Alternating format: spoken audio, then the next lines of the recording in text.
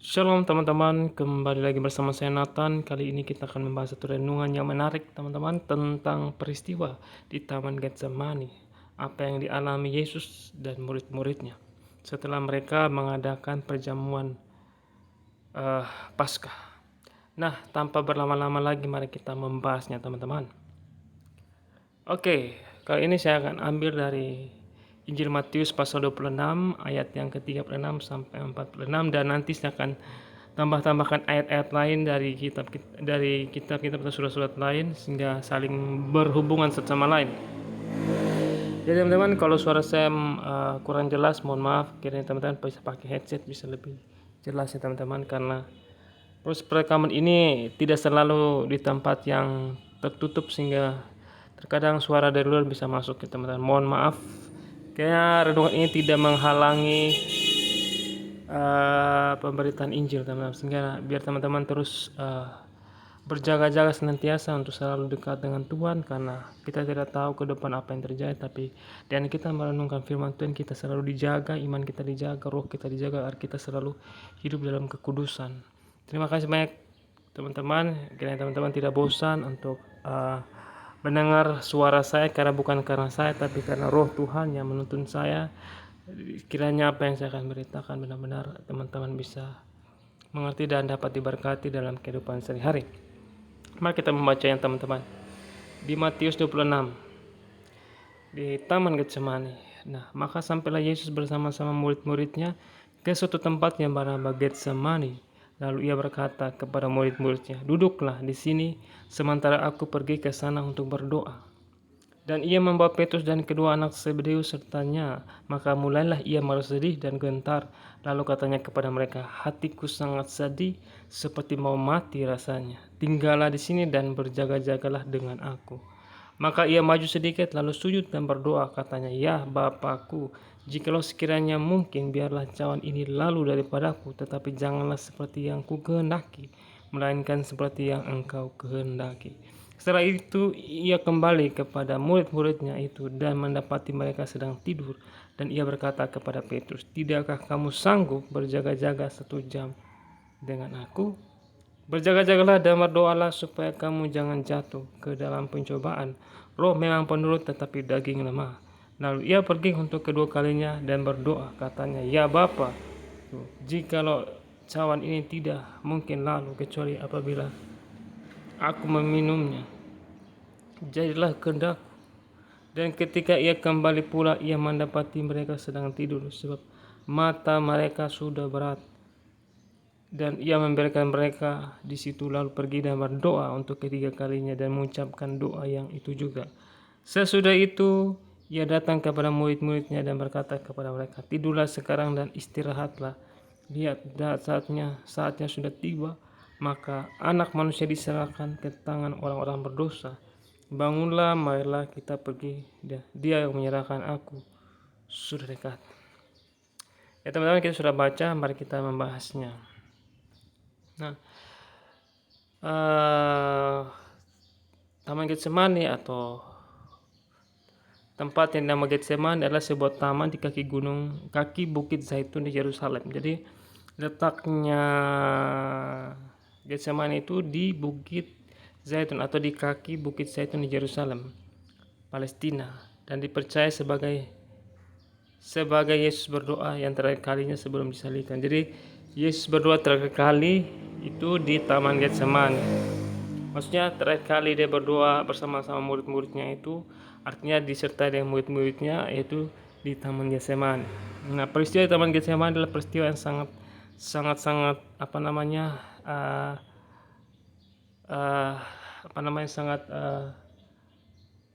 sedih, sangat menakutkan. Artinya di mana 1 artinya di mana atau sudah di detik terakhir dia akan diserahkan kepada orang-orang berdosa untuk disalibkan. Artinya dia menyerahkan diri dan dia ditangkap untuk dihukum mati atau disalibkan. Istilah detik-detik terakhir dia harus ditangkap. Artinya itulah malam dia berdoa dan dia tahu waktunya sudah, saatnya dia akan disalibkan. Artinya dia sangat sedih, sangat takut menghadapi penyaliban itu. Mari kita membahasnya teman-teman. Lanjut lagi, Matius 26 ayat 30, sudah menyanyikan nyanyian pujian, pergilah Yesus dan murid-muridnya ke Bukit Zaitun. Jadi setelah mereka nyanyian, setelah mereka perjamuan Paskah, mereka menyanyi-nyanyi, terus mereka keluar dari tempat perjamuan, mereka pergi ke Bukit Zaitun, ke kaki Bukit Zaitun. Di situ mereka pergi berdoa, seperti itu. Nah, kata Getsemani ini berasal dari Assyria. Getsemane yang artinya alat pemeras penghasil minyak. Jadi namanya Bukit Zaitun ya, tempat menghasilkan minyak zaitun ya. Teman-teman pergi sana saja, mungkin di Israel teman-teman lihat di Taman Getsemani itu kan ada pohon-pohon zaitunnya, biji-bijinya atau buah-buahnya itu menghasilkan minyak zaitun untuk penerangan begitu. Ya seperti itu teman-teman, kalau baca di perjanjian lama minyak zaitun dipakai untuk sebagai minyak untuk lampu dan lain-lain, seperti itu teman-teman. Kita lanjut lagi ya. Nah, kita baca di ayat yang ke-6 tadi. Maka sampailah Yesus bersama-sama murid-muridnya ke suatu tempat yang bernama Getsemani. Jadi sampailah mereka di Bukit Zaitun dan mereka ke suatu tempat yang bernama Getsemani. Jadi di Bukit Zaitun itu ada tempat namanya Getsemani. Lalu ia berkata kepada murid-muridnya, Yesus berkata kepada muridnya, duduklah di sini. Jadi Yesus suruh atau memerintahkan atau memberitahu kepada murid-muridnya agar duduk di taman ini, sementara aku pergi ke sana untuk berdoa. Jadi Yesus pergi untuk berdoa.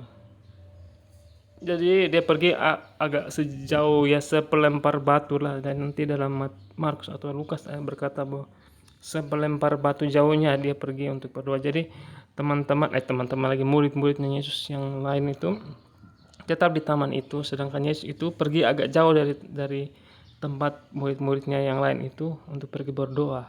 Seperti itu. Di ayat yang ke-37, ia membawa Petrus dan kedua anak Zebedeus sertanya. Jadi Yesus pergi berdoa sambil membawa Petrus dan kedua anak Zebedeus, yaitu Yohanes dan Yakobus ya, dibawa ke tempat dia berdoa. Jadi Yesus bersama 3 orang lain, yaitu murid-muridnya Petrus, Yohanes dan Yakobus, untuk berdoa. Nah, tapi Yesus sendiri yang berdoa, sedangkan murid-muridnya itu yang 3 orang itu menunggunya di dekat Yesus, dan Yesus pergi berdoa sejenak. Sedangkan murid-murid yang lain masih berada di Taman Getsemani. Sedangkan 3-nya tadi bersama-sama dengan Yesus, tapi ketika berdoa Yesus pergi berdoa sendiri, sedangkan murid-muridnya itu menunggu Yesus di situ. Seperti itu, Yesus pergi berdoa membuat muridnya. Yesus merasa sedih dan gentar.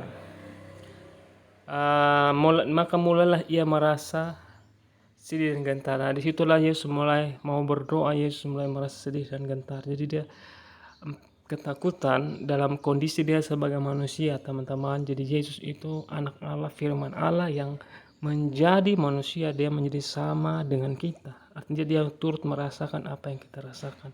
Dia merasakan seperti manusia yang menghadapi hukuman mati. Dia merasa ketakutan. Artinya dagingnya dia itu takut akan kematian, teman-teman. Jadi setiap manusia pasti akan memiliki ketakutan yang sama dengan apa yang Yesus rasakan. Artinya kematian adalah momok yang paling terbesar, yang paling terakhir yang dihadapi manusia dalam hidup ini. Jadi di mana Yesus itu merasakan bahwa dia harus menanggung penderitaan yang begitu besar, yang mungkin tidak sanggup diterima dia alami oleh orang-orang manusia lain, sedangkan dia yang tidak berdosa, dia harus mati demi kita. Artinya dia yang seharusnya tidak layak untuk menderita, tapi dia mengambil itu untuk menggantikan kita yang seharusnya kita yang binasa, tapi dia mengambil semua itu untuk kita selamatkan. Olehnya kita boleh keselamatan. Jadi Yesus merasa takut, bukan karena dia secara roh dia tidak takut, tapi secara dagingnya itu. Ketika dia berkata daging itu lemah, roh itu perlu. Jadi dagingnya itu bertolak dengan rohnya. Jadi dia ingin melakukan kehendak Tuhan Bapa, tapi dagingnya itu takut gitu. Jadi contohnya kita, kalau kita menghadapi hukuman mati, artinya kita misalnya divonis hukuman mati, kita rela, roh kita ini berani, tapi tubuh kita ini takut akan sayatan, pisau atau apa, takut. Coba saja teman-teman, luka sedikit saja kena parang atau kena pisau atau kena bakar, sakit kan teman-teman. Apalagi jatuh dari motor, sakit teman-teman. Bayangkan Yesus yang harusnya tidak perlu karena dia tidak berdosa, dia harus menderita, dia merasakan penderitaan itu yang sangat-sangat menderita. Kalau teman-teman baca terus di kitab Injil, penderitaannya luar biasa ya teman-teman. Jadi Yesus merasa sedih, gentar begitu, karena dia bergejolak di dalam tubuhnya ini untuk menghadapi penderitaan yang begitu besar, teman-teman. Teman-teman sudah paham ya. Nah, mengapa Yesus berdoa? Nah, Yesus berdoa kepada Bapaknya. Jadi, Yesus adalah anak Allah, firman Allah yang menjadi manusia. Seperti itu. Jadi dia firman Allah yang disebut anak gitu. Jadi bukan anak dalam arti diperanakkan atau punya ibu dan melahirkan, bukan seperti itu. Jadi istilah anak atau status anak itu diberikan kepada Yesus sebagai manusia. Jadi Bapa menganggap memanggil Yesus sebagai anaknya. Firman itu menjadi manusia, jadi seperti anak manusia. Ketika Adam adalah manusia, anak manusia pertama, terus Yesus adalah Adam kedua, Alkitab berkata begitu ya. Jadi disebut anak manusia. Yesus disebut anak manusia karena ya memang karena manusia. Jadi kita juga disebut anak manusia, tapi Yesus anak manusia yang sulung, yang tak berdosa, yang tak bercacat. Begitu. Jadi Yesus disebut anak manusia, anak Allah begitu. Makanya kalau teman-teman berpikir bahwa Tuhan punya anak, ya Tuhan punya anak gitu. Bukan berarti Tuhan punya anak artinya Tuhan harus punya istri, tidak. Atau anak itu adalah istilah, artinya Tuhan mempunyai hubungan dengan anaknya atau dengan firman-Nya yang telah menjadi manusia, seperti itu. Jadi kalau kita memikirkan istilah manusia, Tuhan mengambil bahasa manusia untuk kita bisa mengerti. Kalau Tuhan mengambil bahasa surga, kita nggak mengerti. Mungkin pakai istilah bukan anak, tapi karena Tuhan mengambil bahasa manusia yang mudah dimengerti, artinya Tuhan mengambil nama istilah anak, begitu disebut firman, itu adalah anaknya, seperti itu. Seperti itu ya teman-teman, sudah paham ya. Jadi seperti itu. Kita lanjut lagi ya. Dalam keadaan sebagai manusia, ia membutuhkan pertolongan Bapaknya. Artinya dalam keadaan dia sebagai manusia, dia merasakan sebagai manusia dia butuh pertolongan yang lain, yaitu pertolongan Tuhan. Begitu juga kita yang manusia ini, kita tidak mungkin butuh, ya kita butuh orang lain, tapi jauh lebih itu kita butuh Tuhan, pertolongan yang ilahi yang menolong kita, yaitu Bapa, yaitu Tuhan. Seperti itu. Jadi sama seperti Yesus mengalami hal yang sama, dia butuh pertolongan Bapaknya. Artinya dalam keadaan manusia dia turut merasakan apa yang terasakan, dan dalam keadaan manusia dia butuh pertolongan, makanya dia berdoa kepada Bapa. Seperti itu. Dalam doanya dia bilang tadi kita baca ya di kitab. Ya di sini ya teman-teman. Ya Bapa, jikalau sekiranya mungkin, biarlah cawan ini lalu daripadaku, tetapi janganlah seperti yang ku kehendaki, melainkan seperti yang Engkau kehendaki. Jadi doa Yesus itu di dalam tubuh bergejolak antara ya dan tidak, tapi di dalam doanya dia bilang jangan seperti yang ku kehendaki, melainkan yang Engkau kehendaki. Seperti itu. Karena Yesus dalam keadaan manusia, dia tahu bahwa menghadapi kematian itu hal yang berat, teman-teman. Artinya dia harus mengalami penderitaan, diolok, disesah. Itu hal yang tidak mengenakan. Semua manusia pasti menolaknya, tidak mau menderita, tapi Yesus harus melewatinya. Dia harus taat. Begitu. Walaupun secara daging dia menolak, tapi secara roh karena dia taat kepada Tuhan demi keselamatan kita, dia rela mati di kayu salib demi kita, dimana kita yang seharusnya mati karena dosa kita yang begitu merah, tapi dia menggantikan kita dengan darahnya. Dia membasuh tubuh kita dengan darahnya, kita suci, putih seperti salju, putih seperti bulu domba. Kita dibersihkan oleh darahnya, seperti itu, segala dosa. Seperti itu teman-teman. Kita lanjut lagi ya teman-teman. Filipi 2 ayat 5 sampai 11 saya bacakan teman-teman. Hendaklah kamu dalam hidupmu bersama menaruh pikiran dan perasaan yang terdapat juga dalam Kristus Yesus, yang walaupun dalam rupa Allah, tidak menganggap kesetaraan dengan anak itu sebagai milik harus dipertahankan. Jadi Yesus itu adalah sederajat dengan Bapa, sederajat dengan Roh Kudus, sederajat gitu. Allah, Bapa, Anak dan Roh Kudus itu sederajat, satu kesatuan bagi teman-teman. Jadi ketika dia mengambil rupa firman itu mengambil rupa sebagai manusia, dan itu jadi dia dalam rupa Allah tidak menganggap kesetaraan dengan Allah itu sebagai milik yang harus dipertahankan.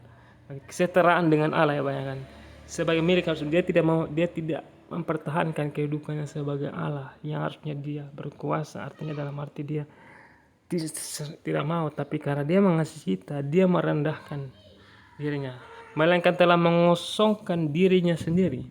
Mengosongkan dirinya artinya dia menurunkan dirinya sejenak, yang dirinya yang dulu dia anak Allah, dia menurunkan diri sebagai manusia. Tidak menganggap, dia bilang, dan mengambil rupa seorang hamba. Jadi mengambil rupa seorang hamba dan menjadi sama dengan manusia. Begitu, bayangkan, dia menjadi sama dengan manusia. Dan dalam keadaannya sebagai manusia, ia telah merendahkan dirinya dan taat sampai mati, bahkan sampai mati di kayu salib. Itu. Jadi merendahkan dirinya dan taat sampai mati, bahkan sampai mati di kayu salib. Kayu salib adalah penderitaan yang tertinggi atau hukuman tertinggi di dalam hukuman Yahudi atau hukuman Romawi lah, sama artinya hukuman tertinggi, hukum yang paling memalukan, hukum yang paling terkutuk lah adalah penyaliban, artinya dipermalukan. Itu hukuman yang paling yang tidak pantas untuk Yesus, tapi dia menanggung semua dosa kita, dia rela mati di kayu salib seperti itu demi kita, seperti itu. Terus saya baca lagi teman-teman.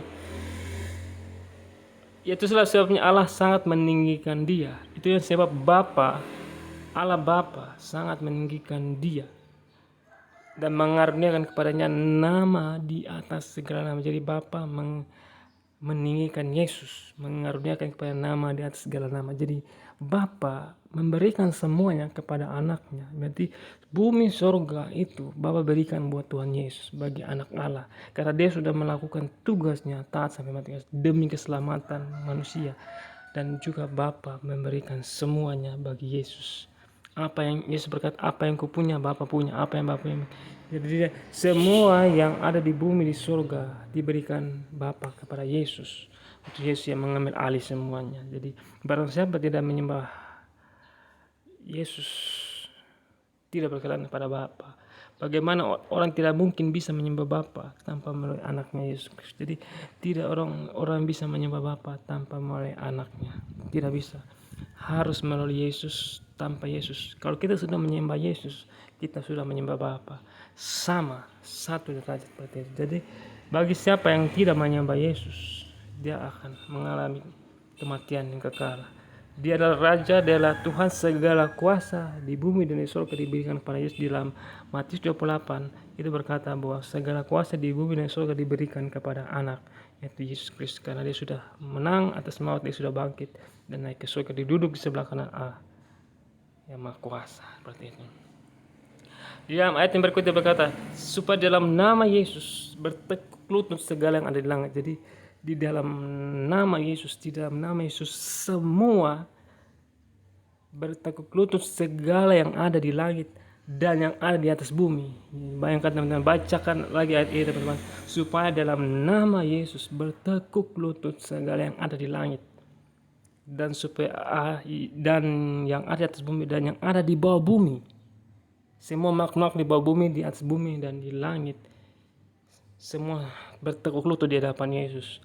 Dan segala lidah mengaku Yesus Kristus adalah Tuhan bagi kemuliaan Allah Bapa. Jadi Yesus adalah Tuhan bagi kemuliaan Allah Bapa. Jadi Yesus dimuliakan oleh Bapa, Bapa mempermuliakan. Jadi Bapa dan Yesus satu. Jadi teman-teman tidak bisa memisahkan Yesus dan Bapa. Begitu. Yesus berkata, akulah jalan, kebenaran dan hidup. Tidak ada seorang pun sampai kepada Bapa tanpa melalui Yesus. Artinya Yesus satu-satunya jalan dalam kehidupan. Karena manusia sudah berdosa, hancur-hancuran dengan dosa. Tidak bisa diselamatkan sebenarnya, tapi kasih karunia Allah dalam Yohanes 3:16. Karena begitu besar kasih Allah sehingga dia mengaruniakan anaknya yang tunggal. Setiap orang percaya kepadanya tidak binasa tapi memperoleh hidup yang kekal. Haleluya. Nah, Matius 26:36-39, lalu katanya kepada mereka, saya lagi bahas tadi tentang Getsemani. Lalu katanya kepada mereka, hatiku sangat sedih seperti mau mati rasanya. Tinggal di sini dan berjaga-jagalah dengan aku. Yesus merasa hatiku sangat sedih seperti mau mati. Jadi Yesus tuh merasakan sesuatu yang kepedihan yang sangat dalam, teman-teman, menghadapi cawan itu, teman-temannya harus dia minum cawan, dia harus minum penderitaan itu. Jadi ya luar biasa Tuhan Yesus, dia rela untuk menghadapi itu semua demi kita. Yesus berkata bahwa seperti mau mati, tinggallah di sini berjaga dengan aku. Maka ia maju sedikit lalu sujud dan berdoa. Yesus maju sedikit dan berdoa. Jadi Yesus berkata kepada muridnya, hatiku sangat sedih seperti mau mati. Jadi Yesus maju sedikit untuk sujud berdoa, katanya, ya Bapa, jikalau sekiranya mungkin biarlah cawan ini lalu daripadaku, jikalau sekali mungkin. Tapi janganlah seperti yang kukehendaki, melainkan seperti yang kukehendaki. Artinya Yesus itu dia bergejolak dengan tubuhnya dan rohnya. Begitu, jadi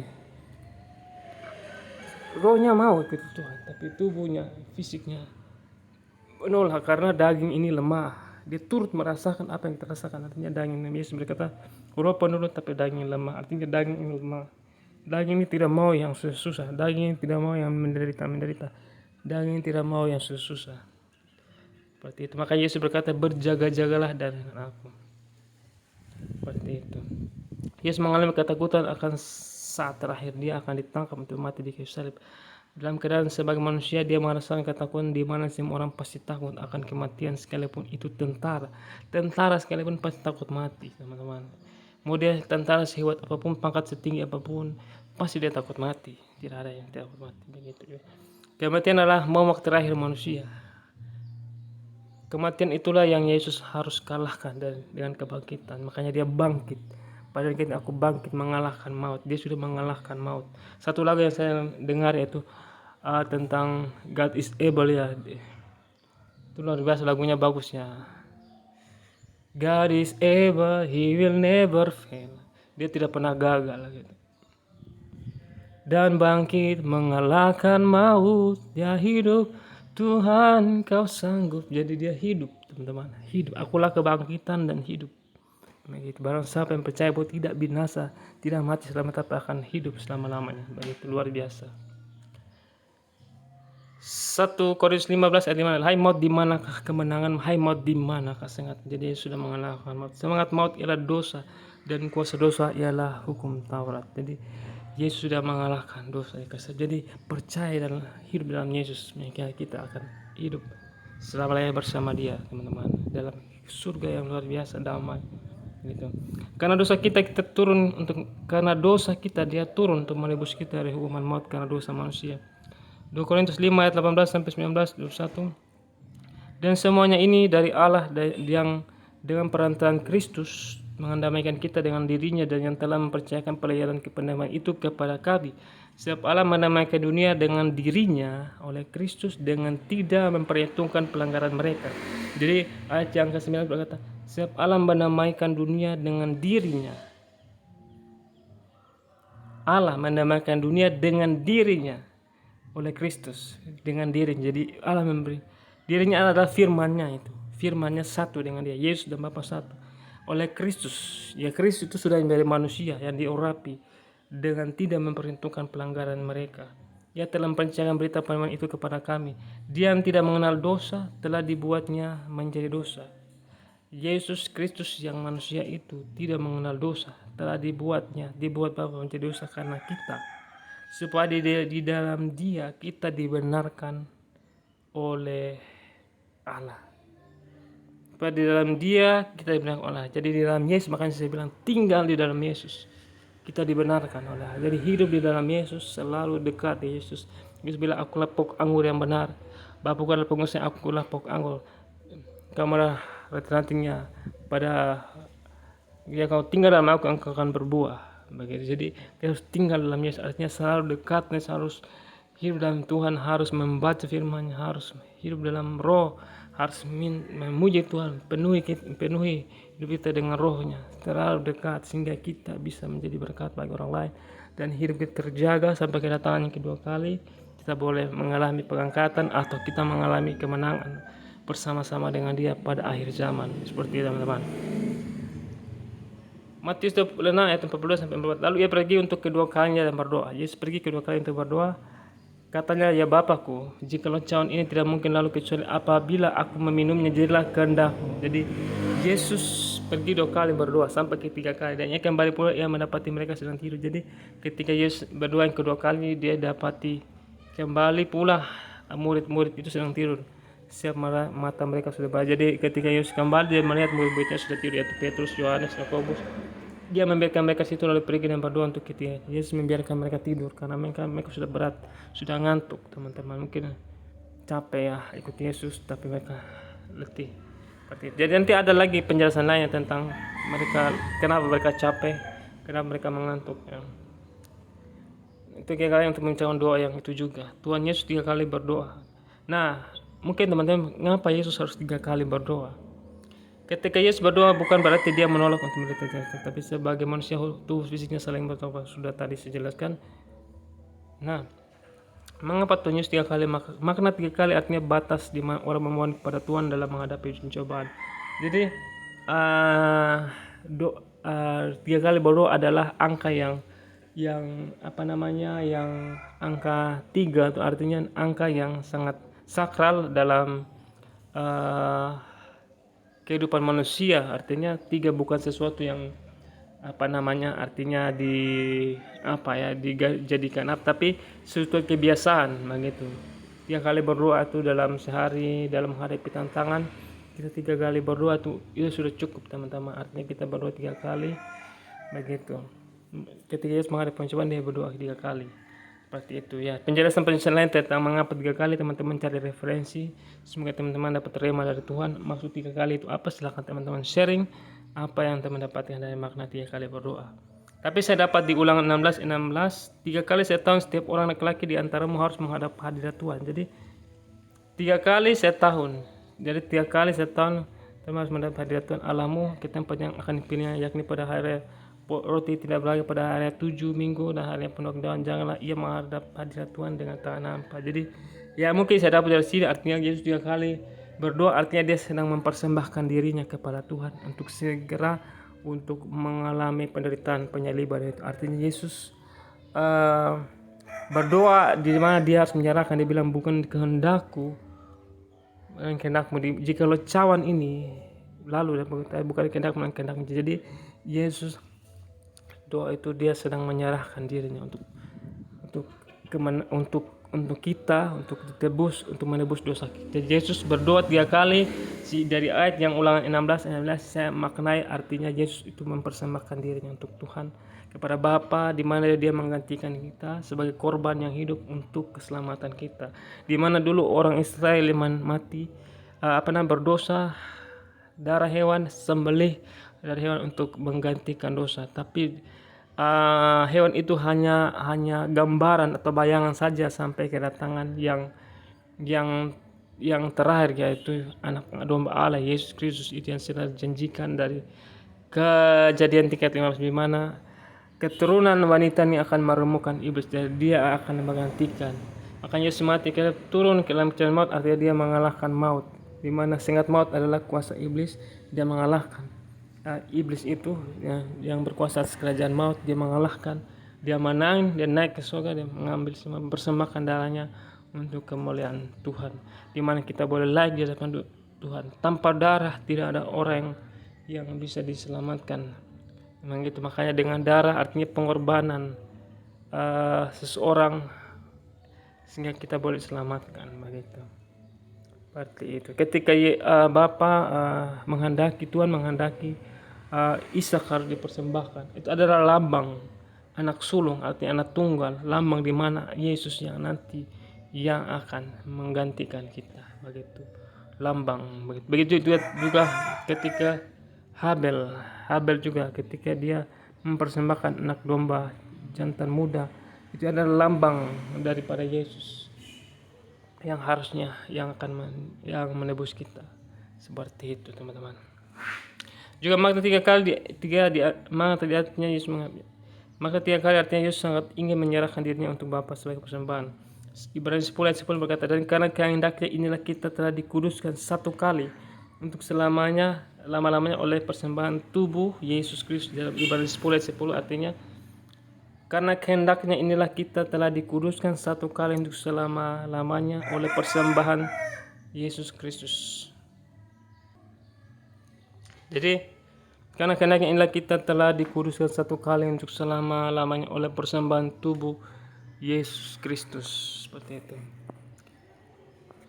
Nah, Matius 26 ayat 40 sampai 41 lagi. Setelah ia kembali kepada murid-muridnya, ia itu sudah mendapati mereka sedang tidur, dan ia berkata kepada Petrus, tidakkah kamu sanggup berjaga-jaga 1 jam dengan aku? Berjaga-jagalah dan berdoa supaya kamu jangan jatuh ke dalam pencobaan. Roh memang penurut tetapi daging lemah. Artinya Yesus memerintahkan kepada murid-muridnya atau untuk berjaga-jaga 1 jam saja. Tuhan Yesus minta 1 jam saja karena Yesus meminta waktu jam untuk kita dekat dengan Dia. Artinya Yesus itu mengharapkan kita untuk selalu dekat dengan Dia. Minimal 1 jam sehari kita dekat dengan Tuhan. Kita menunggu Tuhan, menantikan Tuhan dalam kehidupan kita 1 jam. Ya terserah mau 2 jam, tergantung waktu. Minimal 1 jam lah dalam sehari kita bisa meluangkan waktu khusus untuk Tuhan Yesus. Artinya kita bersaat teduh dalam kamar doa kita, dalam kesendirian kita dengan Tuhan. Artinya kita sedang membangun komunikasi dengan Tuhan, hubungan yang dekat dengan Tuhan.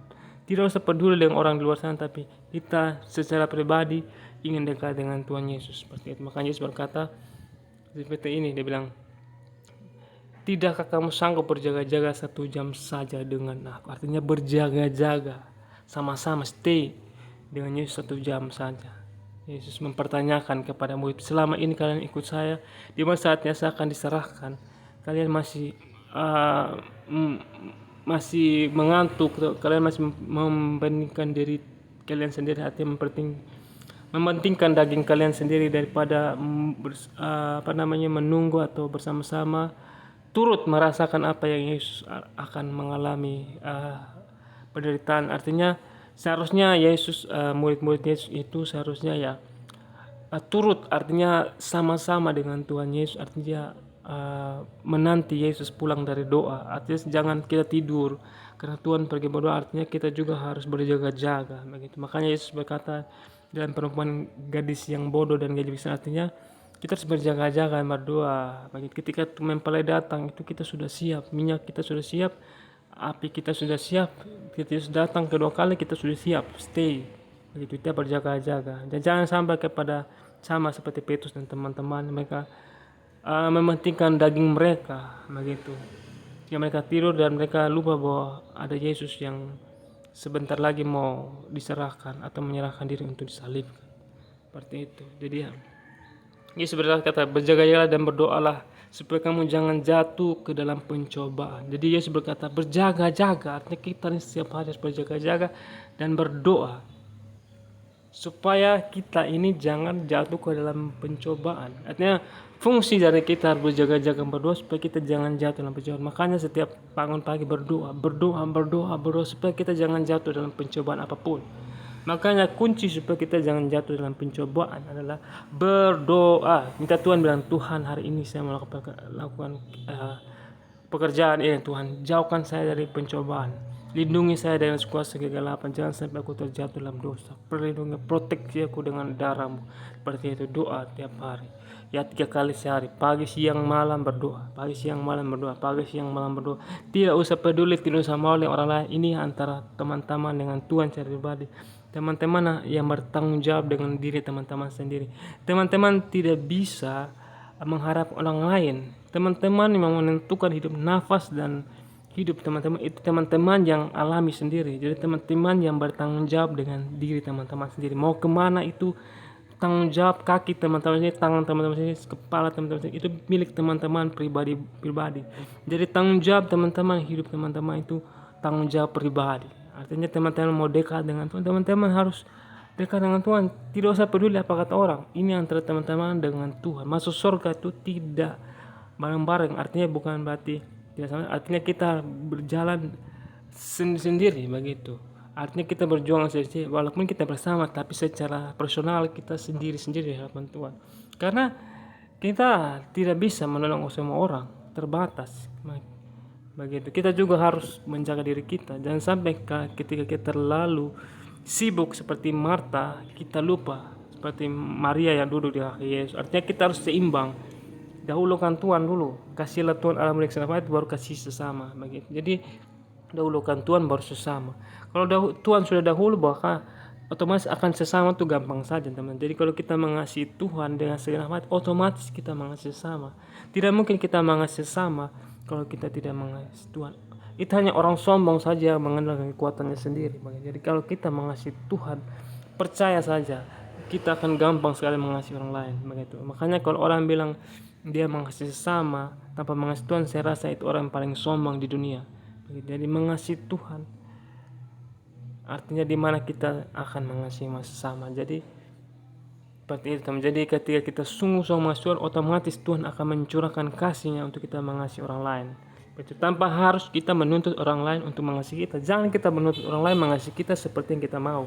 Ya paham teman-teman. Jika misalnya contoh saya mengasihi Tuhan, tapi kalian teman-teman melihat saya kurang mengasihi orang lain, artinya teman-teman menuntut saya mengasihi teman-teman, itu yang salah teman-teman. Teman jangan berharap pada saya, berharap sama Tuhan. Entah Tuhan kirim saya untuk menolong teman-teman, entah Tuhan kirim orang lain menolong teman-teman. Jadi tidak boleh kita mengandalkan manusia, andalkan Tuhan. Entah Tuhan mau kirim siapa saja menolong, tidak harus saya, tidak dia atau tidak siapa saja, mungkin orang yang kita tidak pernah kenal menolong kita. Artinya Tuhan bisa menolong kita dengan cara apapun. Yang penting cara yang benar, khusus pasti Tuhan tolong begitu. Jadi bukan berarti ketika saya luar biasa mengasihi Tuhan, bukan berarti saya terus yang harus menolong teman-teman. Mungkin orang lain yang bisa menolong. Jadi teman-teman jangan menuntut saya atau menuntut orang lain harus mengasihi teman-teman. Meminta sama Tuhan, maka Tuhan akan kirim orang-orang yang terbaik, yang mungkin kita tidak terpikirkan dia akan menolong kita. Seperti itu. Mungkin orang yang kita paling benci sekalipun, mungkin dia yang akan dulu menolong kita. Seperti itu. Lanjut ya teman-teman. Tuhan Yesus tahu bahwa roh manusia itu gampang dan untuk taat kepada daging. Itu lemah. Jadi Tuhan Yesus bilang, Tuhan Yesus bilang tidurlah. Artinya Tuhan Yesus sudah paham bahwa memang daging lemah dan roh itu penurut gitu. Tapi Tuhan Yesus mau kita berjuang untuk berjaga-jaga dekat dengan. Maka Tuhan akan berikan kekuatan kita untuk kita bisa berjaga-jaga. Jadi kita bangun hubungan kita dengan Tuhan supaya kita bisa mampu berjaga-jaga dan berdoa sampai kita bisa terjaga hidup suci, kudus, selalu disucikan, selalu ingat Tuhan, selalu ingin berubah, selalu ingin benar, hidup benar, maka kita akan menikmati surga Tuhan nanti ke depan begitu. Mungkin orang lain di luar sana terus berbuat jahat, mungkin terus, tapi mereka ketika mereka berbuat jahat, tapi kelihatan mereka hidupnya baik-baik saja, sehat-sehat saja. Kalau mereka hidup dalam dosa, dalam keduniaan, tapi nanti suatu saat mereka akan menuai akibat dari semua itu, karena mereka mengasingkan Tuhan. Mereka sombong dengan harta yang mereka miliki. Para itu semua hanya titipan Tuhan, bahkan mati pun mereka tidak bawa. Suatu saat mereka akan mengambil hukum. Makanya Tuhan Yesus berkata pada orang kaya itu, buat apa engkau mengumpulkan semua ini gitu, untuk apa? Dalam semalam bisa kejap hilang gitu. Amsal juga berkata, orang yang mengumpulkan harta itu dengan sekejap saja bisa hilang seperti jadi lahap api begitu. Buat apa kita kumpul uang banyak-banyak? Kita ini cuma saluran teman-teman. Kita ini cuma saluran Tuhan, bukan kita pemiliknya. Kita bukan pemilik harta di dunia ini. Uang yang kita miliki itu punyanya Tuhan, yang Tuhan titipkan kepada kita untuk kita pakai untuk hal-hal yang benar. Begitu. Bukan kita memuaskan daging kita, memuaskan keinginan kita. Oh no, teman-teman, itu salah begitu. Karena kerajaan Allah, akhirnya berkata, carilah kerajaan maka semua ditambahkan. Yesus bilang, ngengat dan kara tidak merusak kita kumpulkan harta di surga. Tapi barang saat mengumpulkan harta di dunia, ngengat dan kara, pencuri akan membunuh, membinasakan. Seperti itu. Artinya kita jangan kumpulkan harta di dunia ini untuk kepentingan kita pribadi, tapi kita harus kumpulkan harta di dunia ini untuk kepentingan bersama, kepentingan pelayanan firman Tuhan, kepentingan pemberitaan ini. Kita gunakan harta kita untuk kebenaran firman Tuhan, seperti itu, untuk memberkati orang lain. Itu yang kita pakai. Buat apa kita kaya-kaya hanya buat kita sombong di media sosial, buat kita terlihat terkenal, untuk kita mudah dicari-cari orang? Buat apa? Lebih baik uang itu kita berikan kepada orang lain. Yesus, Petrus berkata, atau Paulus nggak salah ya, apa yang kau terima, Yesus bilang, Petrus bilang, emas dan perak tidak kumiliki, tapi apa yang kau miliki daripada Tuhan terimalah. Maka Yesus bilang, sembuh dan berjalanlah. Begitu. Artinya dia tidak memiliki harta. Murid-murid Yesus ini luar biasa, mereka tidak pernah mempertahankan harta mereka untuk kepentingan mereka berikan untuk pelayanan, untuk penginjilan, untuk pengajaran, mereka berikan semua. Jadi kalau kita baca di Kisah Para Rasul atau di Korintus, itu Paulus dan orang-orang jemaat mereka saling melengkapi dalam pelayanan, saling berbagi kasih. Bahkan yang di Korintus berkata bahwa sekalipun dalam kemiskinan atau kekurangan mereka tetap memberi begitu. Jadi dalam kekurangan apapun kita harus tetap memberi, teman-teman. Sekalipun nanti di masa yang sukar akan datang atau kelaparan, kita harus tetap memberi, teman-teman. Tidak boleh kita tahan begitu. Artinya kita harus serahkan bahkan harta kita, bahkan nyawa kita harus berikan untuk Tuhan, untuk keselamatan orang. 1 Yohanes 3 ayat 16 berkata, Kristus sudah mati. Bagi kita juga harus menyerahkan nyawa kita untuk orang lain. Artinya kita harus juga berkorban jiwa kita untuk keselamatan orang lain. Artinya jangan kita hanya diri kita, saya. Lepaskan, Tuhan bilang, beri, maka kamu akan diberi. Begitu. Jadi misalnya waktu nanti akan kelaparan, masa aniaya, kalau memang Tuhan perintahkan kita beri, walaupun kita harus meninggal karena kelaparan demi keselamatan orang lain, bahkan nyawa kita berikan, teman-teman. Itulah harga yang termahal, kasih terbesar. Itulah seseorang yang memberikan nyawanya bagi sahabatnya, gitu. Kasih yang terbesar adalah pengorbanan nyawa. Artinya di titik terakhir, bahkan sampai titik dalam penghabisan kita berikan. Bahkan orang yang berjuang bagi negara dan bangsa, dia rela mati bagi tumpah darah bangsanya. Begitu juga kita, demi keselamatan orang masuk surga, kita rela menderita, bahkan mati pun demi Injil kita rela. Bukan karena kita sok-sokan suci untuk rela mati, bukan, teman-teman. Tapi ini tentang kehidupan. Perlawanan antara iblis dan manusia itu nyata, teman-teman. Bahkan kita lihat kejahatan di mana-mana. Ini karena pekerjaan setan itu. Karena ingin menarik manusia untuk binasa, makanya kita anak-anak Tuhan yang percaya, kita harus berjuang, berlari untuk hidup dalam kehidupan supaya kita mampu mengalahkan iblis. Kalau kita hidup dalam dosa terus, iblis akan mengintimidasi kita, dan kita tidak punya kuasa untuk bisa melawan dia karena kita masih hidup dalam dosa. Tapi kalau kita bangkit berjuang untuk hidup dalam Tuhan, maka kita mampu mengalahkan dia. Seperti itu. Jadi teman-teman yang sudah hidup suci, kalau teman-teman salah dosa, buat dosa sekecil apapun atau dosa apalah, pasti kita akan mudah diserang iblis. Makanya kita berkata, jangan memberikan kesempatan kepada iblis. Apapun dosa yang kita lakukan, itu sama saja kita membuka celah untuk iblis menyerang. Makanya teman-teman, kalau misalnya teman-teman hari ini berbuat dosa, pasti teman-teman berapa waktu ke depan memang akan diserang iblis, mungkin dengan sakit atau apapun. Karena celah itu terbuka, teman-teman, maka dia masuk untuk menyerang kita. Karena dia tidak bikin kesempatan, kan iblis yang berjalan mengelilingi, baru siapa dia lihat dia akan menelannya, seperti singa mengaum menelan. Artinya kita berjalan dengan Tuhan ini, berjaga-jaga berdoa, jangan sampai kita sendiri membuka celah karena kita jarang tidak mau sungguh-sungguh. Makanya itu iblis masuk. Iblis itu memang licik, teman-teman, begitu. Makanya dia paling takut itu menghadapi kita yang orang-orang yang sungguh-sungguh dengan Tuhan. Jadi kalau teman-teman sungguh-sungguh dengan Tuhan, saya yakin teman-teman, iblis akan cari teman-teman. Itu sudah pasti otomatis, teman-teman. Jadi jangan itu bukan suatu rahasia umum lagi.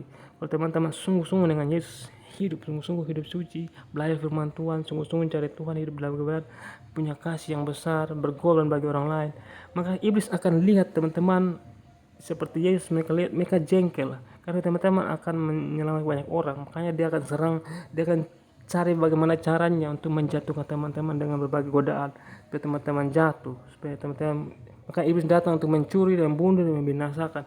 Maka teman-teman makanya berjaga-jaga, begitu penting sekali. Makanya di dunia ini nih sangat-sangat mengerikan, teman-teman. Kalau teman-teman ya mungkin teman-teman biasa-biasa saja, hidup biasa-biasa, saya mau hidup biasa-biasa saja, tidak peduli dengan agama, ya iblis sudah tahu teman-teman pasti binasa.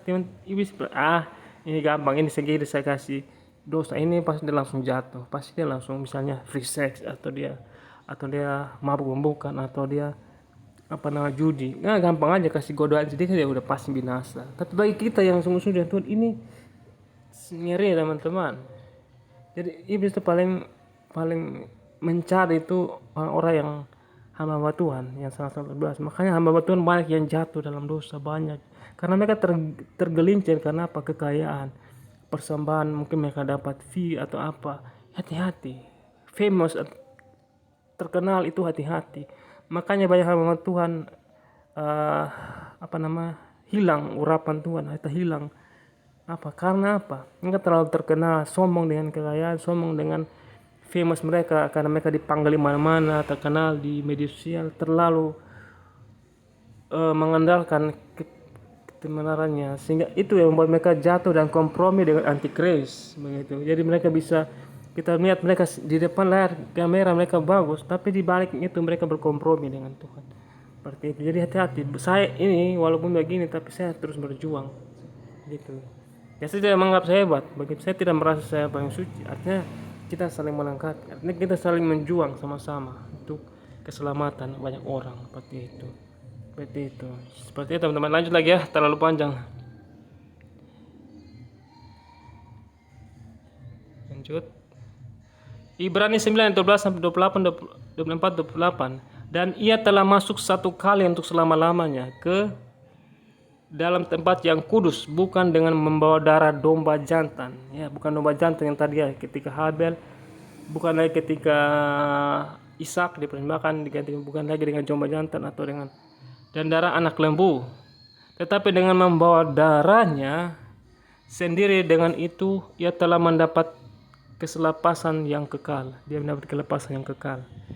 Sebab Kristus bukan masuk ke dalam tempat kudus buatan tangan manusia, hanya merupakan gambaran saja dari yang sebenarnya, tetapi ke dalam surga sendiri untuk menghadap hadirat Allah guna kepentingan kita.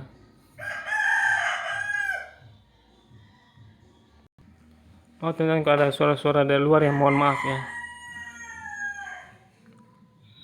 karena memang ada gangguannya, masalah. Nah, saya baca di ayat yang 24 ya. Sebab Kristus bukan masuk ke dalam tempat kudus buatan tangan manusia. Jadi Kristus bukan seperti domba jantan atau lembu yang dipersembahkan di dalam tempat kudus ya, seperti di zaman Musa, domba harus dibawa ke tempat untuk disembelih di mezbah. Sebab Kristus bukan masuk ke dalam tempat kudus buatan tangan manusia, yang hanya merupakan gambaran saja dari yang sebenarnya. Bukan seperti itu. Jadi ketika Musa membuat tabernakel, itu hanya gambaran dari yang sebenarnya, tetapi ke dalam surga sendiri untuk menghadap hadirat Allah guna kepentingan. Jadi dengan darahnya Yesus mempersembahkan kepada Bapa sebagai korban yang suci kudus, supaya kita layak kepada Bapa.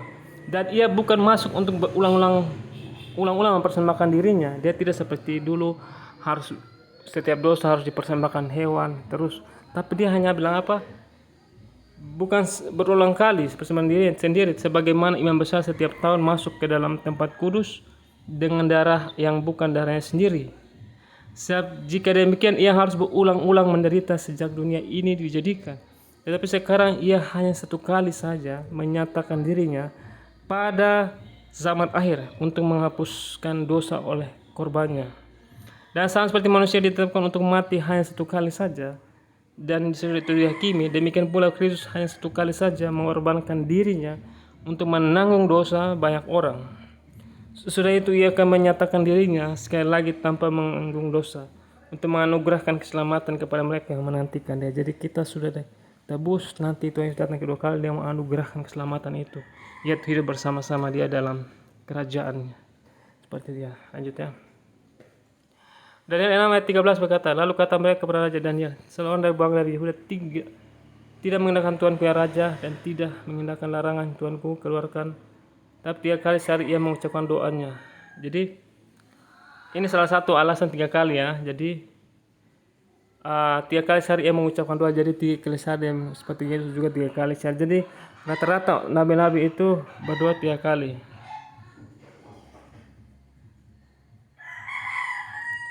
Maaf ya suara-suara ayam ya. Sini banyak ayam. Jadi dan lihat juga 3 kali sehari ia berdoa, artinya minimal Nabi berdoa dalam sehari dengan doa yang sama 3 kali sehari. Jadi hal yang biasa di mana orang-orang Yahudi itu berdoa 3 kali menghadap hari Tua, 3 kali sehari, 3 kali setahun. Begitu ya, 3 kali kata 3 tuh, angka 3 tuh artinya suatu budaya atau kebiasaan orang berdoa, orang Yahudi berdoa, di mana minimal gitu 3 kali sehari begitu. Seperti itu ya teman-teman ya. Matius 26 ayat 45 sampai 46. Sesudah itu ia datang kepada murid-muridnya dan berkata kepada mereka, tidurlah sekarang dan istirahatlah. Lihat saatnya sudah tiba bahwa Anak Manusia harus diserahkan ke tangan orang berdosa. Bangunlah, marilah kita pergi. Dia yang menyalahkan aku sudah dekat. Ayat 45, tidur dan istirahatlah, artinya Yesus menegur mereka karena mereka lebih mementingkan diri mereka daripada Tuhan. Di mana Tuhan mau diserahkan dan mereka tetap masih ingin tidur. Jadi Tuhan Yesus menegur mereka. Tuhan Yesus berkata, tidurlah sekarang dan istirahatlah. Jadi Tuhan Yesus sudah paham mereka lemah dan lemah. Tuhan Yesus, sudahlah, tidurlah gitu. Saya harap sih kalian berjaga-jaga begitu. Yesus mengharapkan mereka berjaga-jaga, tapi mereka memilih untuk tidur. Dan tanda kutip ya, Tuhan Yesus agak sedikit kesal dengan murid-muridnya. Mereka tidak berjaga-jaga, mereka memilih untuk tidur. Matius 6 ayat 36, akan tetapi semua ini terjadi supaya genap yang tertulis dalam kitab ini. Lalu semua murid itu meninggalkan dia dan melarikan. Jadi ketika Yesus ditangkap ya, kalau di perikop yang berikutnya, Tuhan Yesus ditangkap dan murid-muridnya melarikan diri, meninggalkan dia. Itu di mana mereka seharusnya bersama-sama. Petrus juga berkata dia ingin bersama, tapi pada akhirnya ditangkap, mereka semua meninggalkan Yesus. Begitu, mereka tidak berani untuk mati. Begitu, artinya Tuhan tahu, mengerti kondisi hati mereka. Mereka takut juga mengalami kematian. Artinya mereka hanya ngomong saja, tapi dalam tindakan mereka tidak apa, karena memang mereka masih lemah dan Tuhan memahami mereka. Tuhan mengerti bahasa hati mereka. Mereka masih lemah, mereka belum dipenuhi dengan Roh Kudus dan belum Tuhan memahami itu semua. Makanya Tuhan memberikan semua ini agar kita bisa belajar. Begitu dari kejadian ini. Apakah ada perbedaan di antara ketiga Injil ini? Jadi kalau kita baca dalam Injil Markus, Lukas juga ada cerita yang sama tentang di Getsemani. Tapi di Markus mengatakan, ya Aba, ya Bapa, tidak ada yang mustahil bagimu. Ambillah cawan ini daripadaku, tetapi janganlah apa yang kau kenai, melainkan apa yang engkau kehendaki. Di Lukas 22 ayat 42, ya Bapakku, jika engkau mau, ambillah cawan ini daripada, tapi bukanlah kehendakku, melainkan kehendakmu lah yang terjadi. Jadi dalam tiga bahasa ini, tiga Injil ini, teman-teman, terkesan ini berbeda lafalnya atau kosakatanya, tapi maknanya sama. Kalau saya boleh mengambil kesimpulan di sini, teman-teman, saling melengkapi, bukan berbeda dalam arti kontradiksi ya teman-teman dalam ketiganya, tapi saling melengkapi. Dan di situ kan Yesus berkata kepada murid-muridnya ketika bilang, tidak sanggup engkau berjaga-jaga dalam 1 jam saja. Nah, dalam 1 jam itu tidak mungkin Yesus hanya berdoa dengan kata-kata yang copy paste, mirip semua, tapi pasti ada kata-kata yang dia tambahkan. Ya Aba, ya Bapa, ya Bapa, kehendakku, bukan kehendakmu yang jadi, atau melainkan apa yang kau kehendaki. Jadi kemungkinan Yesus berdoa dia pergi 1 kali berdoa, pertama kali berdoa dia menggunakan kata-kata itu, mungkin ada tambahan kata-kata lain, ya Aba, ya Bapa, ya apa yang didapati Markus, apa yang didapati Matius dan Lukas, dalam jeda yang berbeda-beda, dalam perkataan yang berbeda-beda, tapi maknanya sama, tujuannya sama, begitu. Bukan kehendak melainkan kehendak mencari, bukan kontradiksi, tapi maknanya sama. Mungkin dalam waktu 1 jam itu Yesus mengucapkan doa yang sama, tapi dengan kosakata atau perkataan yang sedikit berbeda, tapi maknanya sama. Ya teman-teman paham ya, jadi tidak ada kontradiksi, hanya ada perbedaan suku kata dalam pengucapan, di mana dalam waktu 1 jam itu tidak mungkin Yesus hanya berkata-kata dengan doa yang seperti itu saja. Ketika 3 kali dia berdoa, tidak mungkin dia hanya berdoa hanya itu saja, tapi mungkin ada tambahan kata lain, ya Aba, ya Bapa, bukan kehendakku, kehendak menjadi. Jadi Atau kemungkinan bahasa atau Markus mendapatnya seperti itu, dalam arti dia mendapat di saat Yesus mengatakan seperti itu. Lukas mendapatkan saat Yesus berkata seperti itu, dan Matius mendapatkan. Jadi tidak bertolak saling melengkapi, di mana durasinya 1 jam tidak mungkin Yesus berdoa dengan kata-kata yang sama seperti copy paste sudah dibaca teks itu jadi dia baca ulang-ulang, tidak mungkin seperti itu, karena manusia kan dalam berdoa itu kan punya variasi perkataan tapi maknanya sama seperti itu ya. Paham ya teman-teman? Ketika kita berdoa ya mungkin kalau kita baca kita akan sama, tapi kalau kita dalam tidak memakai teks, kita bukan menghafal doa seperti ya tanda kutip lah.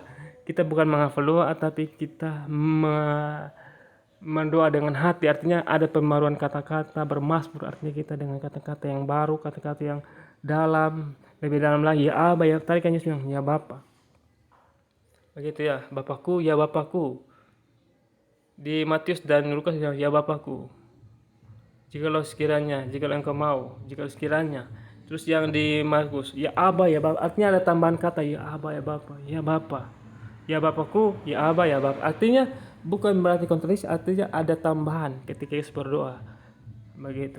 Kedalaman lagi. Pertama ya Bapa, ya Aba, ya Bapa. Artinya variasi dalam doa itu kan ada, teman-teman. Tidak ada doa yang monoton, tekstual, baca A sampai Z tidak berubah kata-kata. Itu namanya kita baca doa. Beda dengan kita berdoa secara dengan hati, artinya ada variasi kata-kata yang dari hati kita keluar, ada tambahan kata, itu yang luar biasa, itu yang dalam teman-teman. Jangan seperti orang yang berdoa hanya sudah diatur doanya, itu saja doa, misalnya jam segini doa kata-kata itu, jadi tidak touch in heart, tidak menyentuh hati Tuhan. Doa itu harus menyentuh Tuhan, jadi dengan kata-kata yang dalam, yang penuh dengan hasrat untuk mendekat dengan Tuhan, hasrat yang dalam saat kita berdoa. Itulah makanya Yesus berdoa sampai darahnya berpeluh keluar darah sampai dalam betul. Doa yang sangat intim, yang sangat deep dengan Tuhan, sangat dalam. Seperti itu ya. Terus lanjut teman-teman. Markus 15 ayat 40, ketika ia kembali pula ia mendapati mereka sedang tidur, mata mereka sudah berat dan mereka tidak tahu jawab apa yang harus mereka berikan kepadanya. Jadi Yesus melihat bahwa mereka sudah capek, mereka tidak tahu apa yang harus mereka jawab, jadi mereka tertidur murid-muridnya. Markus 15 ayat 1, kemudian ia kembali untuk ketiga kalinya dan berkata kepada mereka, tidurlah sekarang dan istirahatlah, cukuplah, saatnya sudah tiba. Yesus meminta tidurlah sekarang, begitu, cukuplah. Tapi saatnya sudah tiba. Lihat anak manusia diserahkan ke tangan orang-orang dosa, di mana Yudas datang membawa prajurit-prajurit untuk menangkapnya. Sesudah itu tiba, Matius 26 ayat 46 sudah tadi. Lukas 7 ayat 45, lalu ia bangkit dari doanya dan kembali kepada murid-muridnya. Tapi ia mendapati mereka sedang tidur karena duka cita. Nah, dalam dua pengertian yang Lukas dapat, atau mereka juga tidur karena duka cita, karena mereka tidak sanggup juga daripada saya pusing, bukan pusing ya, dalam arti daripada saya memikirkan terus bahwa Yesus akan mati, mereka tidak sanggup ya tidur. Mereka tidur dalam arti mereka tidur dalam duka cita, artinya mereka tidur dalam duka cita. Mereka nggak bisa berbuat apa-apa, mereka juga takut teman-teman. Mereka capek, artinya dalam titik orang capek memikirkan sesuatu, pasti dia ngantuk dan berat dalam duka cita. Jadi mereka tidur dalam duka cita, begitu. Dalam arti mereka tidak sanggup melihat orang yang mereka kasih, Yesus harus mati, menderita, disalibkan. Artinya mereka sedih dan mereka tertidur, bukan berarti tidur dalam arti ya memang mereka lemah, jangan artikan lemah, tapi juga dalam arti mereka duka cita, teman-teman, juga tidak sanggup menerima kenyataan di mana Yesus harus mati. Mereka harus kehilangan Yesus, tapi mereka lupa dengan perkataan bahwa Yesus akan bangkit. Berarti 3 kali, pada hari yang ketiga dia akan bangkit.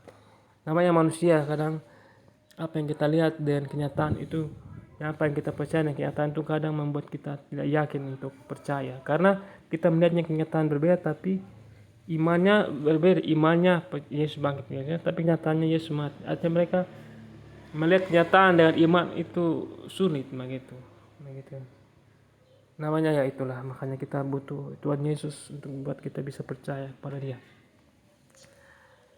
Lanjut lagi ya. Yesus berlutut. Nah, satu hal yang kita perlu perhatikan bahwa ketika Yesus berdoa dengan kusyuk, artinya sungguh-sungguh dia berdoa. Artinya dia apa namanya teman-teman, dia berlutut berdoa. Jadi kalau kita misalnya dalam doa kita, dalam kamar doa kita, sebaiknya kita berlutut berdoa di hadapan, sujud berdoa di hadapan Tuhan. Kalau kita memang benar-benar mengasihi, kita sujud berdoa kepada Tuhan, sujud di kakinya seperti itu. Itu lebih jauh lebih penting. Bukan berarti harus berlutut, tapi sebaiknya kita berlutut, teman-teman. Kalau dalam kamar doa kita ya, jadi tidak ada orang yang lihat, tidak ada orang yang tahu ya kita berdoa berlutut.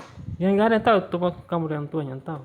Tidak perlu kita harus berlutut di depan banyak orang supaya kelihatan kita suci, kayak itulah teman-teman, harus berdoa sujud supaya kita terlihat rohani. Bukan itu teman-teman, doa yang bagus itulah tutup kamar berdoa bersama Tuhan, berdoa mau berlutut mau sujud mau apa, itu luar biasa. Pribadi dengan Tuhan tidak perlu orang tahu, hanya engkau dengan Tuhan yang tahu.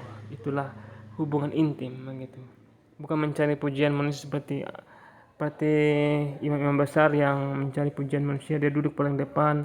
Jangan berarti kita kalau masuk gereja ya sebaiknya kalau kita merasa apa kita duduk di belakang, jangan taruh depan. Kalau untuk mencari-cari kami, kecuali untuk orang mempersalahkan, silakan duduk depan, itu boleh. Jangan kita sosokan karena kita pejabat ya kita duduk di depan begitu.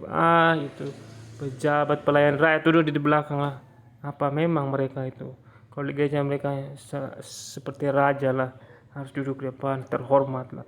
Apa memang biasa sama-sama manusia kau makan nasi. Jangan sosokan kalau pejabat merasa harus duduk di tempat yang tinggi. Di hadapan Yesus engkau kena nanti, karena hadir dari Tuhan.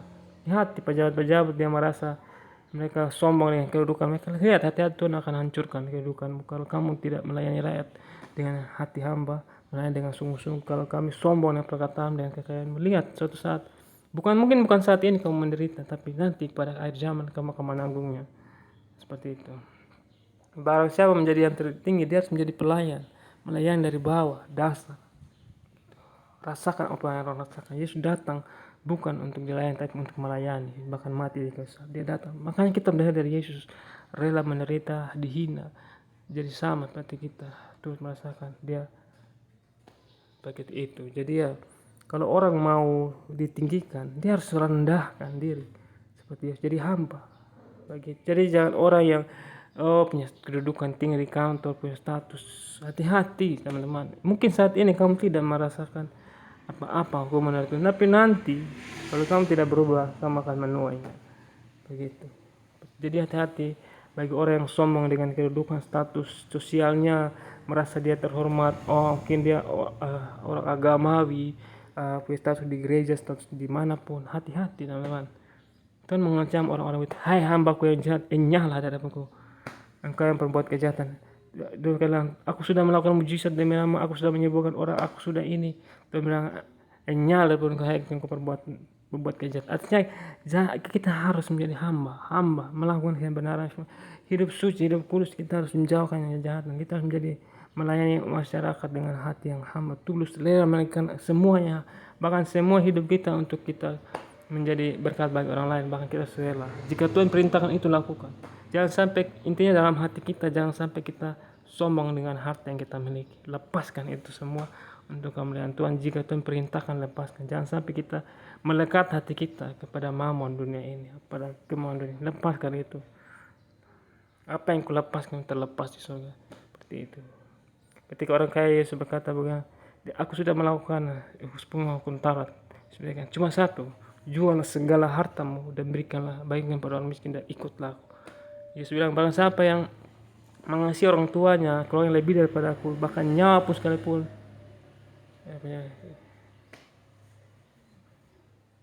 artinya ikut Yesus itu memang harganya tinggi, bayar harganya tinggi teman-teman. Tidak ada yang main-main, tidak ada ikut Yesus itu yang angkut-angkat kaki santai-santai, yang tidak mau berjuang memberitakan Injil, yang tidak mau rela menderita bagi Yesus, begitu. Rela menanggung penderitaan dengan cobaan apapun, begitu. Itulah berat ikut Yesus, makanya tidak gampang. Bagi orang yang ikut Yesus benar-benar butuh perjuangan teman-teman. Artinya apa? Bukan berarti saya membuat teman-teman takut ikut Yesus, bukan. Bukan karena apa, tapi karena memang kita ini sedang dalam medan pertempuran antara manusia dan iblis. Kalau kita masa dipanggil Tuhan, kita harus sungguh-sungguh supaya kita bisa menolong orang lain. Ketika di surat Yudas berkata bahwa kita harus merebut orang dari api.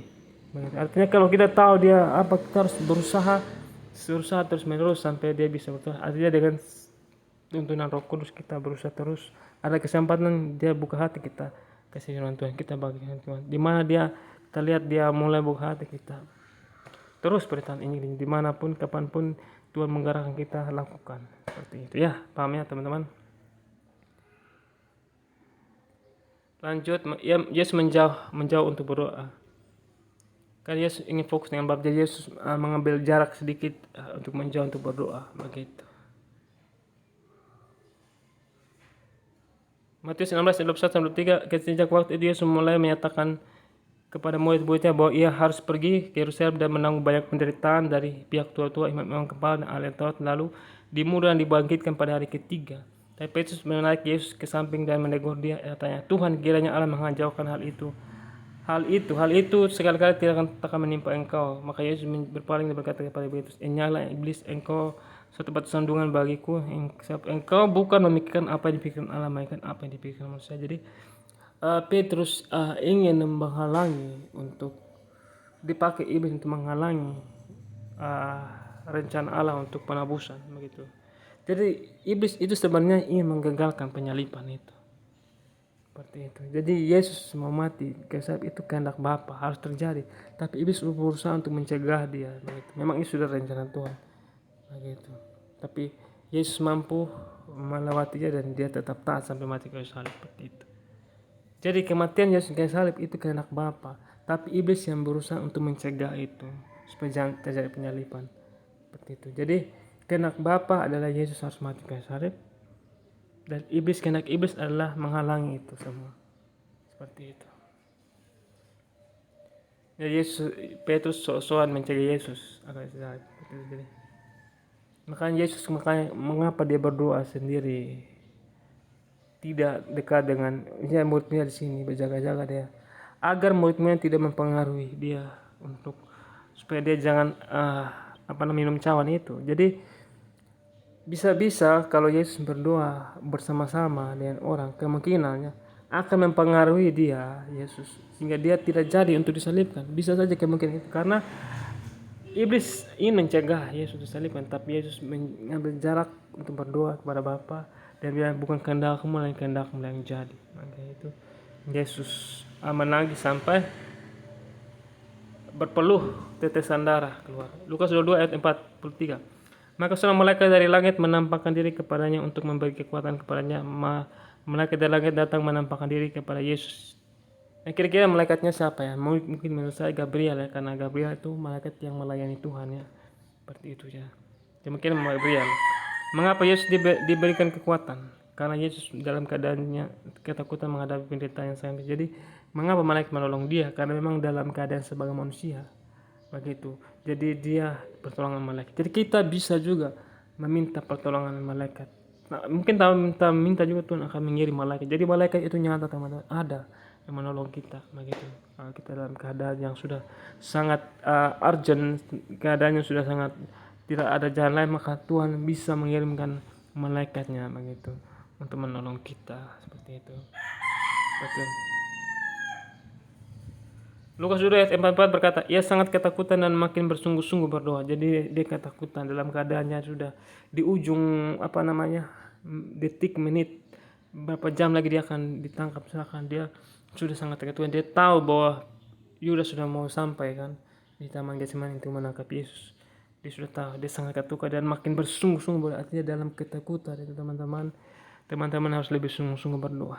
Tuhan Yesus, ketika kita dalam keadaan sudah sangat menderita, atau di mana teman-teman sudah mau putus asa, berdoa sungguh-sungguh.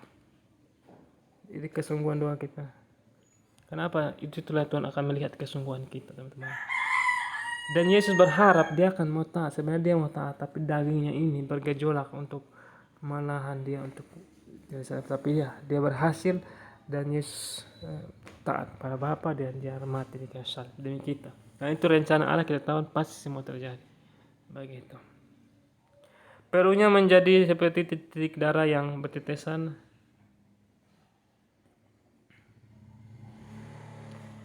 ke tanah. Jadi dari Yesus bertetesan. Ya mungkin bagian peluhnya mungkin bagian kepalanya ya. Ada bagian peluhnya keluar darah dari orang yang kayak sudah depresi yang sangat dalam ya teman-teman, sampai keluar darah, sampai istilahnya pikiran sudah sangat sangat takut banget. Mungkin orang yang sudah sangat takut, orang bilang sampai mengalami sakit apa namanya, penyakit kepala nih, otak ini apa namanya lagi, sindrom apalah gitu. Yang penting sudah sangat, pikiran sudah sangat sangat kalut lah, dia sudah sangat depresi banget sampai darah keluar. Bayangkan teman-teman, sampai darah itu artinya zona di mana Yesus mengalami fase di mana mungkin tingkat tertinggi ketakutan seseorang ya, mungkin tingkat tertinggi ketakutan seseorang sampai darahnya keluar saat dia berdoa. Begitu, jadi luar biasa Tuhan. Karena memang salib itu memang sangat penderitaan, sampai disiksa, bahkan diludahi, dipukul, dipikul salib, menderita. Via Dolorosa ya, penderitaannya sangat-sangat menderita. Dihina, diludahi, diejek. Bayangkan itu. Kalau kan teman baca di Yesaya tuh 5:3 itu di mana Yesus luar biasa ya. Kematian di salib adalah kematian atau hukuman yang paling tinggi dalam hukuman orang Israel. Galatia Kristus 3:13, Kristus telah menebus kita dari kutuk hukum Taurat. Dia dengan jalan menjadi kutuk karena kita ada tertulis terkutuklah orang yang digantung oleh sin. Jadi ketika teman-teman dengan kata kutuk ini, memang orang yang digantung ke salib itu terkutuk. Jadi Yesus menjadi kutuk bagi kita. Seharusnya kita yang terkutuk, tapi dia menjadi kutuk. Kayu salib seperti itu. Yesus, Yesaya 53:7 dan 10 ya. Dia dianiaya tetapi dia tidak membiarkan dirinya dia membiarkan diri ditindas.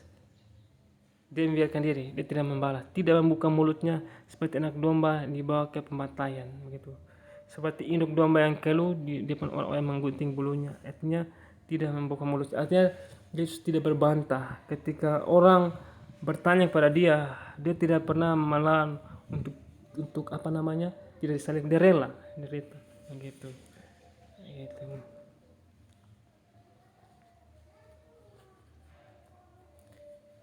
Jadi ketika Yesus ditanya waktu di kayu salib itu mau disalibkan itu,